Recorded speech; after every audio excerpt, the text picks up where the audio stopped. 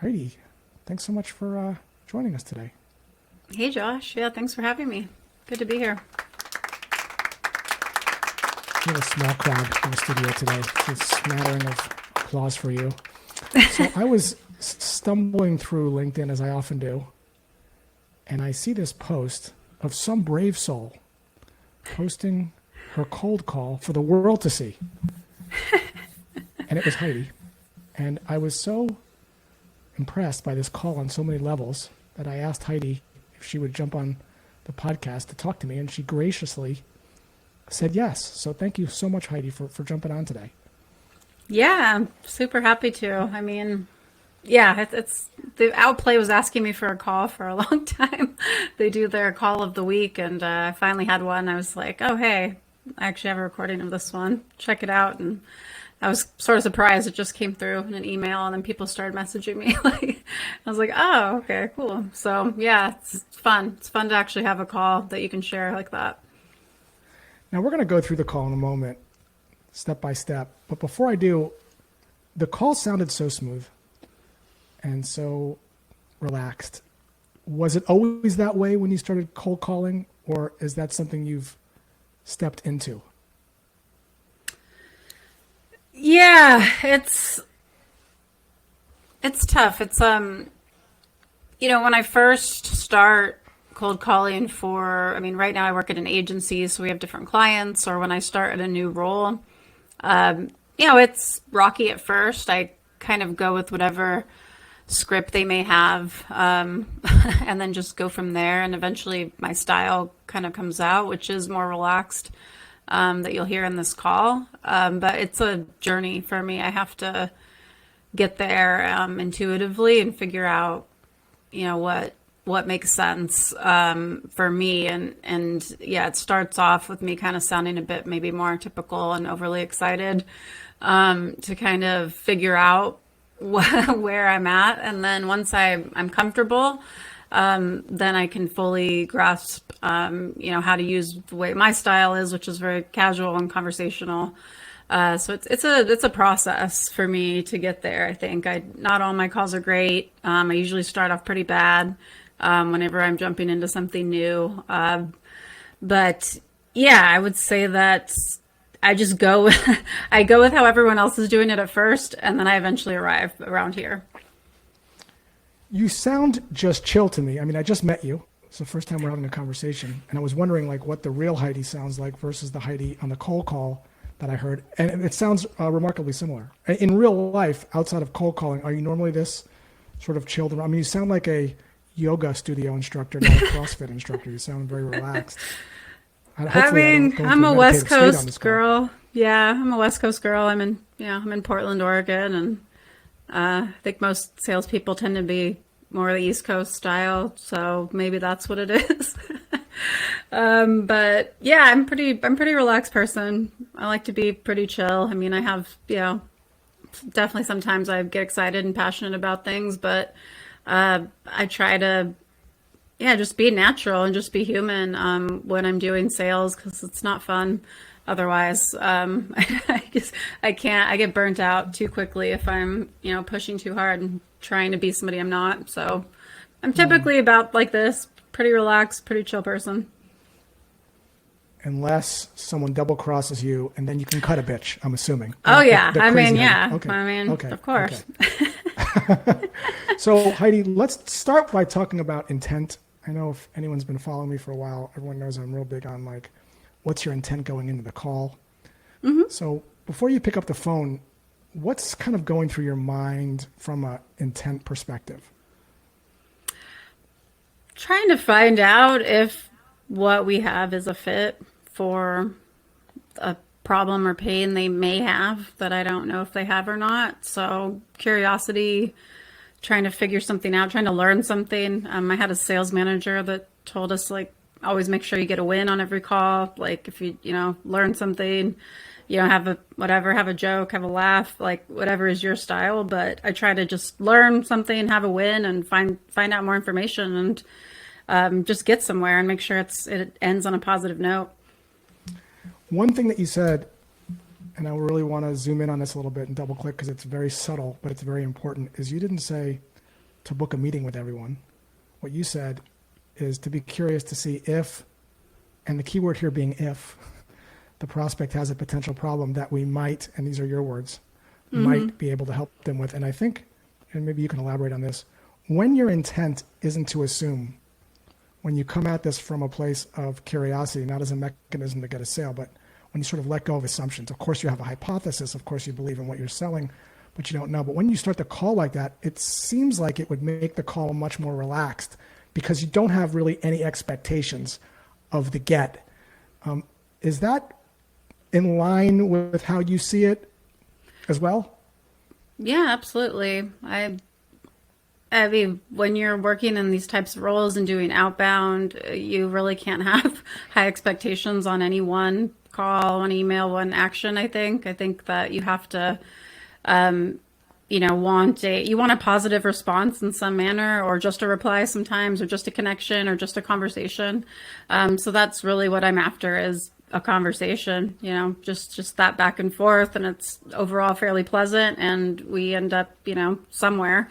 And some of those turn into meetings, sure, but I have no idea until I'm talking with them whether it's even relevant to them, whether it fits, what they need, whether, I'm way off base. So I try to give them sort of every out in a way, because I tend to book better meetings that way. So I'm not, I'm asking them, if I'm almost like giving them so many outs like that, it's like might seem counterintuitive to some people, like, oh, you're not pushing through. You're not like just sending them a calendar link like right away, and like, all this crazy stuff that people will tell you to do. And I'm like, yeah, because I want quality meetings with people that are going to show up, that are actually, interested and have some problem that we could potentially solve. So that's my overall mindset, is just trying to find out more. So if I understand you correctly, you don't take no for an answer. You take no for an answer 9 times. You keep going. You keep pressuring them. No, so there's actually a lot of neuroscience that backs up what you're saying. And 2 things to just note here, really more than anything, is that when your intent is to let go and not attach yourself to the outcome, you behave in ways that don't feel like you're causing pressure on the prospect. When prospects feel pressure, they sort of pull away. When your intent is, I got to talk everyone into buying and booking a meeting, it actually changes your behavior. Your thoughts affect your behavior. The other thing that you said that I thought was really insightful, and this again backed up by a lot of things about how people tick, not necessarily sales, is that when you give people an out, when you make it easy for them to say it's not a fit, you actually lower resistance and you end up getting to more truth. And I think truth is the superpower on a cold call, especially when there's this dynamic between a salesperson who, let's all face it, we have a bad rep for many reasons, a lot of them justified. And so being able to lower resistance and get to more truth is a superpower on a call, because most calls, they sound like this. It sounds like a wrestling match, where someone's sort of like fighting someone and like beating them up, trying to pin them down. And what I noticed as we listen to your call, Heidi, is it sort of sounds like a smooth ballroom waltz, where you are guiding people without really expecting anything in return and not stepping on any toes. So let's actually take a listen to your call. There's not going to be any of this kung fu fighting here. It's just a real smooth call. And what we're going to do is we're going to sort of pause it along the way. We'll come in and out of the call. Pay attention to not just what Heidi is saying, but also listen to the tonality, which I think matters even more than the words. It's a vibe. And again, it feels like a yoga studio versus a CrossFit studio. So it's very relaxed. So let's actually start the call. Here we go. Hey, this is Heidi. How's your Friday going? Pretty good. How are you? Doing well, thanks. Okay, let's start with that one. That's a big bone of contention on LinkedIn. Boy, do people have a perspective on that. How's your Friday going? How you doing? Why do you ask that question? I'm assuming it's intentional. Yeah, because it's something I would naturally do if I was calling a friend. It's something that's so natural to me, and then I can kind of get their vibe, what mood they're in immediately. If they, if they're like, yeah, great, how about you? Then that's super friendly, right? If they're like, what's this about? Then you kind of just like get to the root of like where they're at. I think quicker, and it's just natural to me to say that. If I called my friend, I would ask them how their day's going. That's just what I say. If you don't say that, then don't use it. Like if that's not something you would ever naturally say, don't do it.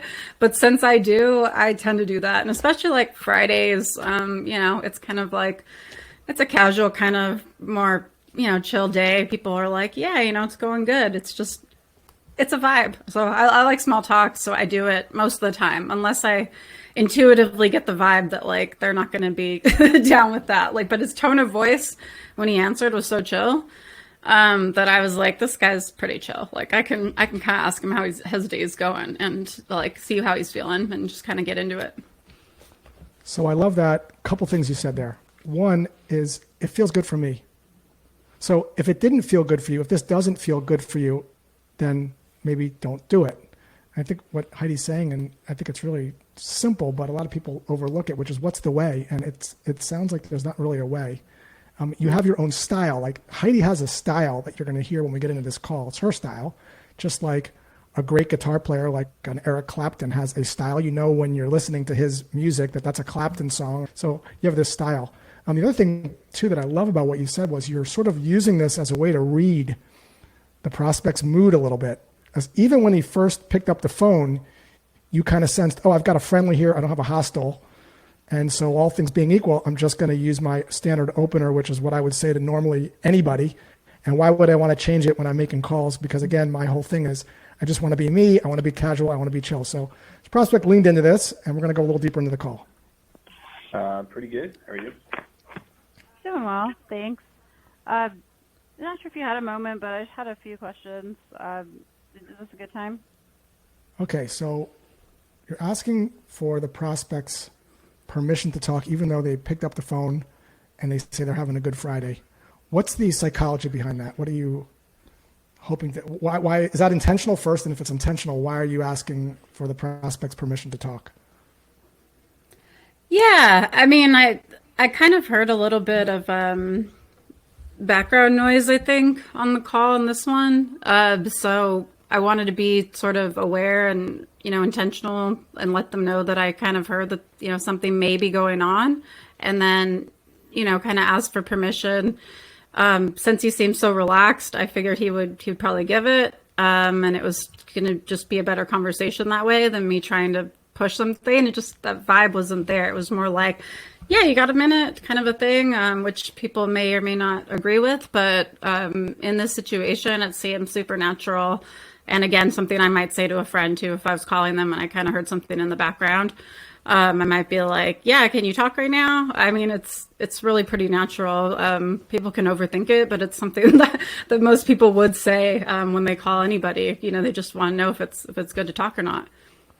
Yeah, there's also some psychology behind this as well too. Like when you're giving someone control, right? So first off, when people feel like you're giving them control, they feel more autonomous, lowers resistance. When you sort of take the control away and you assume it's a good time to talk, you can raise resistance. The next thing there that you do is when they say sure, they're more likely to hear you out for a few more moments because they sort of agreed to do something. And humans are sort of hardwired that if we say we're going to do something, we want to keep up our word. Otherwise, it feels a little weird. Like if I said, I'm going to help you move at 6:30 and I won't show up till 7, it feels bad. Like this podcast is a good example. Told Heidi I'd be on at 3 o'clock, came on at 3:10, felt bad. All right, here we go. Here's part 2 here. All right, can I hear? Let's see. Okay. Oh, live? Okay, here we go. Here's part 2. Sure. Okay, cool. See that you head up insights and analytics, and I'm definitely a big fan of use it a lot, unfortunately, maybe unfortunately. But I know you guys have an online chat with like wine experts, that type of a thing. Do you look at analytics for those conversations at all, or not really? Okay, so there was almost kind of a couple parts to this. If you remember the call, Heidi. Were you able to hear that a little bit better? Yeah, no, that was way better. Yeah. Okay, so part number 1 was this, which is, hey, I'm familiar with you guys. I use this thing all the time. Is that I'm assuming that's a true statement. Yeah, it actually is, which was good. I love when that happens. I do try to prioritize those accounts if possible. Things that I've actually used or I'm familiar with makes my calls go a lot better if I can genuinely say, yeah, I've used this and, I have experience with this. And this one was, a wine store. So I had some familiarity with the brand, and it made it super natural for me to just kind of drop that in as, I know what you guys are up to, and, I'm wondering if you're looking at this type of thing.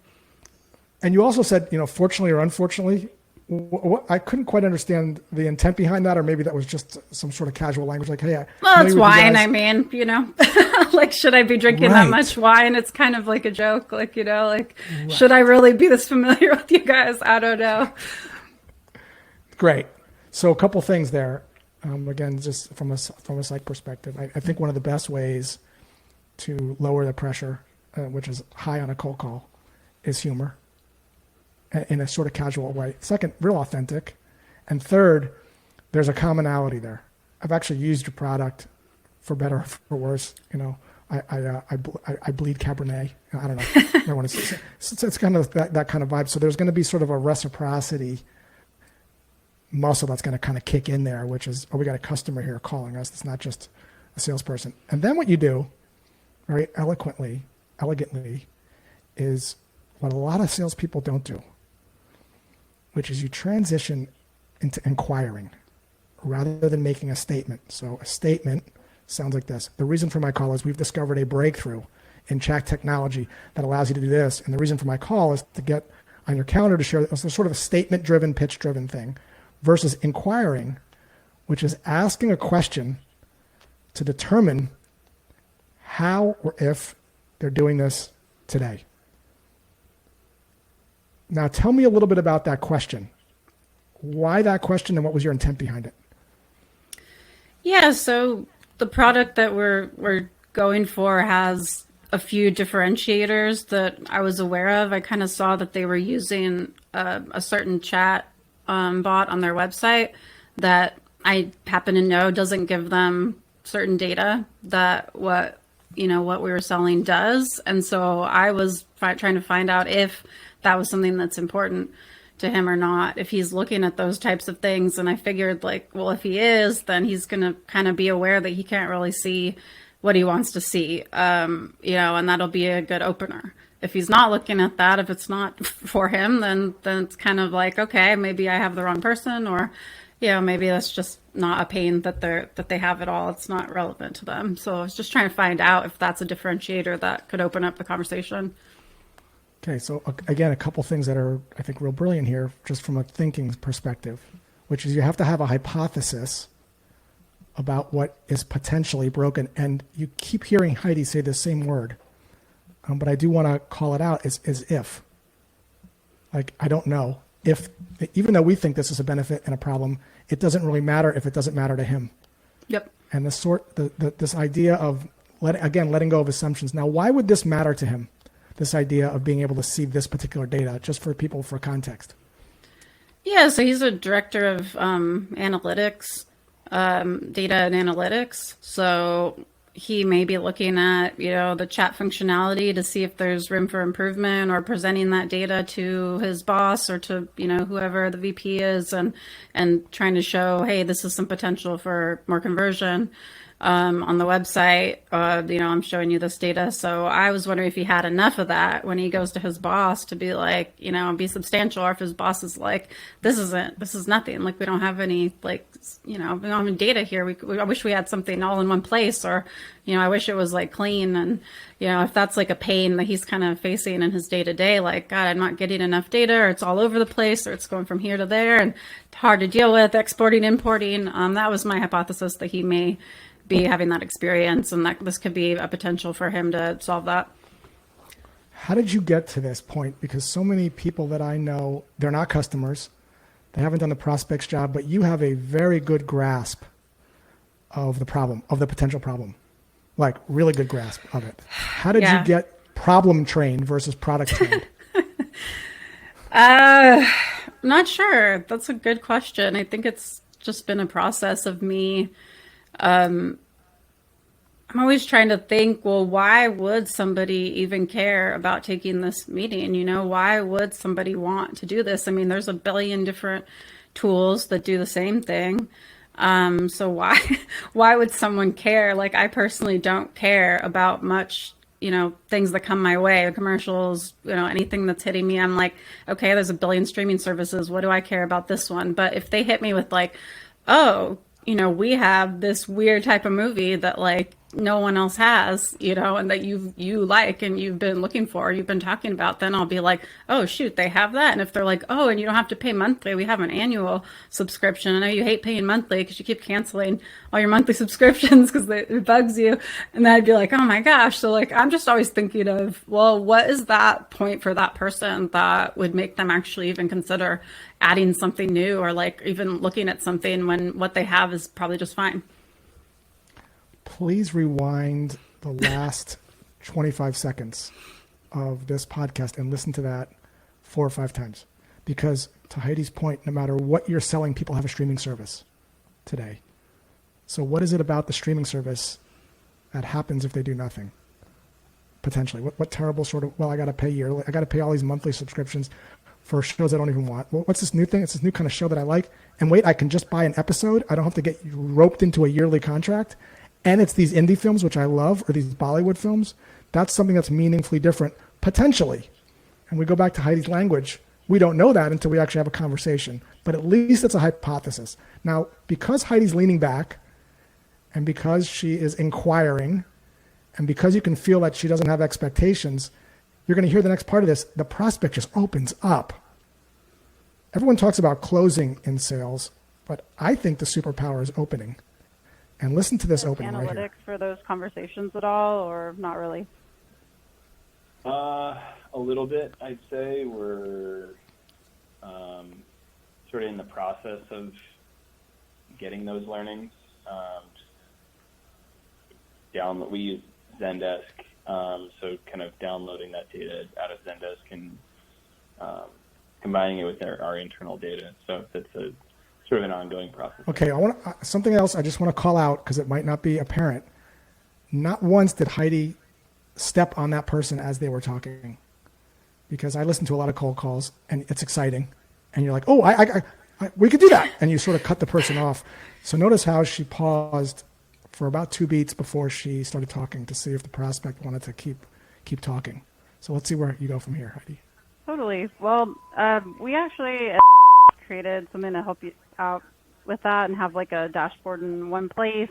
We're kind of trying to get some feedback from people in the U.S. It's pretty popular in Europe already. So I was wondering if that's something you might want to check out. Not a pressure situation, but just see how it works for the future. So there's a couple things here. And again, I don't know if people are picking up on the subtleties of this. Again, the tone is like super chill and relaxed. And there's like a real casual language. Like we got this kind of thing. Some people in Europe kind of like it. I don't know. Maybe you want to check it out. It's just casual, but you're also using a little social proof there subtly with a little sprinkle. And then you're saying, hey, no rush or whatever. And then you use a really great phrase, which is for the future. And the reason that I love that phrase is that what it subconsciously says is there's no pressure now. This is just an option. Heidi, was that your intent behind that language? When you sort of understand that there's some interest there and you go for this quote unquote ask, talk to me about the sort of psychology behind those words. Yeah, it's really easy to get excited at that point. So to pull back and be like, hey, sounds like what we're doing could possibly be a fit. Some people like it. We're trying to see if people over here like it. Would you want to check it out? No pressure, but to see if that's something you might want to use in the future. That's, it's really kind of hard to do that. It's sort of counterintuitive because you just want to get all excited or maybe talk about, some of the benefits and, oh yeah, this is perfect for you. But I think pulling back right there pretty much sealed the deal on this call, because it was like, if I would have just started pitching, he would have been like, yeah, send me an email or call me next quarter, or we don't have the budget. So I was really trying to really be careful. I did really want to book this meeting because I did see that it was a fit based on what he said, but I had to intentionally not be excited and just keep the same chill. Let's just see if it would be something for a later time, not now. I'm gonna date myself here. You might not be familiar. Are you familiar with this movie Mean Girls? Oh yeah. Oh my God. I'm a millennial. I'm an old millennial, I guess. Okay. So there's that scene with Regina, and she is not giving people a time of the day, right? I mean, she's not really needy. She's sort of indifferent. She's like, whatever. And because of that, I mean, she's an awful person in the movie, obviously, but there's something to learn there with, because she's so like whatever, and she's not needy, she attracts like all this sort of attention, because neediness is off-putting, especially when it's a salesperson, especially when it's on a cold call. So it's almost like you're like, dude, look, this is this thing over here in Europe. They're using it. It almost subconsciously says, do you want to know what they're doing to kind of stay ahead of the curve? But in a way that doesn't feel like you're cool either way. Like, if you want to sit with me at the lunch table, whatever. But if not, dude, I got a lot of more other people that want to sit with me at the lunch table. So it's this law of sort of indifference. Very Regina. When I was listening to them, like, oh, she's kind of like Regina in Mean Girls, in a nice way. I like that. So the prospect leans in here. Sure. I'll send you an invite for a meeting with Michael. Okay, cool. Is there anything that you'd like me to tell him that you want to see specifically? Like, are there certain numbers and metrics that you're looking for so that we can make the most out of your time? Okay. Another phenomenal, because most people like, here's the meeting, get me off the phone, start high-fiving people. What's the intent behind that question? Yeah, I like to confirm that they do want to have the meeting and then do the bit of discovery. It's kind of my style, as to because I'm literally like hustling there. You probably hear my voice go a little faster because I'm pretty excited, and I'm hustling and pulling up different, stuff and booking it and like making sure I'm doing that. But I don't want him to get off the line while I'm doing all that. For one, I want to keep him on the line to confirm that, I'm doing what I'm supposed to do. I don't want him to just drop off. And then I also am putting notes in to the email I'm going to send to the AE on what he wants to talk about, so that, I actually have that bit to give him. So it's a good meeting and a good call for the AE. And we're actually talking about things that he cares about. So I'm doing my mini kind of discovery there. And I also liked how you ended it, which was, just to make sure this is, relevant. So we, can tailor it to you. Again, sort of positioning it as why this matters for him. So again, he unloads. I would say what we're probably most interested in is thinking about like the lifetime value of customers who interact with the chat, and those versus those who don't. Like, our chat is. We have customer service, but then we also have a recommendations chat. So they're people who are wine experts that are there to help you, non-commission. So it's really. I want to again. This is subtle, everybody, and I don't know if you heard it, but what Heidi just did there, she goes, that's called an encourager. It's a subtle technique in listening, and she probably does it without even. I'm assuming that doesn't. It's just natural for her. Heidi, because she's a great listener. So if you're a great listener, you don't have to do any of this stuff because you're just a great listener. But if you're not and you have to work on it like me and some of the other people, if you've been a poor listener your whole life like I have been, encouraging is like, oh yeah.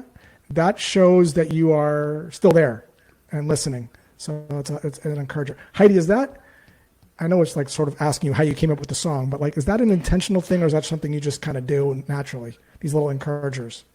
Yeah, it is. It's kind of weird. It is natural for me. And I've had actually sales managers before tell me like, don't do that, or like, that kind of thing, actually, weirdly enough. But then I actually had some, I was a teacher, so I had some teaching training too. And with teaching, you do really want to do that, especially teaching language. I taught English to foreign language speakers, and you really do want to encourage them and have these little sounds that you make, like, yeah. So like, I just brought that into my sales because I'm like, that really keeps them talking and it makes them feel like they're doing a good job. So that's sort of just like, I look at it as like, I'm a teacher. I'm just trying to get, more out of them and make sure that, they feel confident in, the conversation. So that's just, a natural thing for me from my teaching background. And by the way, this also helps you in your personal life. Yeah. And in a relationship with your friends. So these kind of skills we're talking about, I know we're talking about them in the sort of context of a cold call, but this idea of being inquisitive and curious and non-assumptive and pausing before talking and using encouragers is a superpower for making people feel heard and understood. And when you can make people feel heard and understood, you can get through to people and strengthen relationships in your business and personal life. It's a skill that's not taught. We're all told to listen, but we might not know how to do it. So this is why I wanted to stop the audio here and just pull that out. Let's keep going here. Just understanding, that interaction. Yeah, absolutely. Okay, cool. Well, we have a few cool things with that too. If you ever don't have somebody that's available, we actually have like product experts that can jump in to give you full coverage. So I can make sure Michael tells you about how that would work and what metrics like you'd be looking at and what the suite looks like. Okay. And what's really nice there, a little, what I thought when I was like, oh, a little teaser, a little sort of coming attractions in a sort of casual way without going into a full demo. Because the reflex reaction of a normal salesperson, we do that. Let me tell you, and all of a sudden it's a 20-minute call and it sort of fizzles out. So I love the sort of teaser there. And then there's another brilliant question at the end. Here it goes. Awesome. Anybody else that would maybe want to be on the call that would feel left out, or? No, I think it's fine to do me for now. Okay.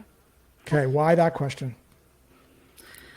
Yeah, it's just to basically get somebody else into the meeting. I mean, it's, as we know, I mean, the more people involved, you know, typically they're more likely to show up and be more engaged and be more interested. And I'm not sure.